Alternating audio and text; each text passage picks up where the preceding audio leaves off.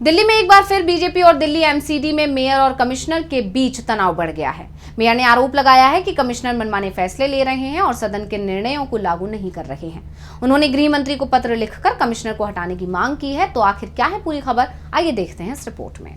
दिल्ली में मेयर और MCD commissioner के बीच एक बार फिर से तनातनी खुलकर सामने आ रही है। मेयर महेश खींची का आरोप है कि एमसीडी कमिश्नर मनमानी कर फैसले ले रहे हैं, मेयर और सदन के फैसले को लागू नहीं कर रहे हैं।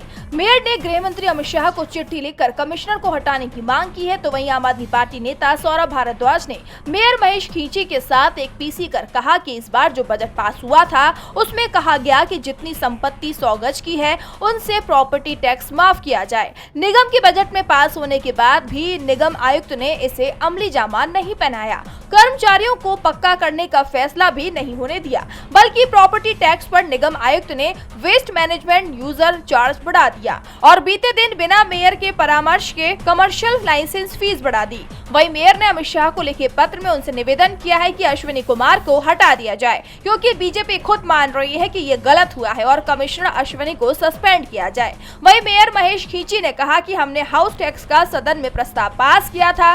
दिल्ली की जनता करों के दबाव में है, यूजर चार्ज लगाए जा रहे हैं और चीज महंगी हो रही है। दिल्ली की जनता कह रही है कि बीजेपी को वोट देकर गलती कर दी है। इसी के साथ सौरभ भारद्वाज ने बीजेपी पर निशाना साधते हुए कहा कि बीजेपी को पता ही नहीं है कि दिल्ली में क्या हो रहा है। पेरेंट्स धरना दे रहे हैं प्राइवेट स्कूल के बाहर, फीस बढ़ गई है, सरकार का इस और ध्यान ही नहीं है, क्योंकि उनसे इनको डर लगता है कि वो बड़े बड़े उद्योगपति करोड़पतियों के स्कूल है, ये सरकारी स्कूलों का निरीक्षण कर रहे हैं, इनको शर्म आनी चाहिए।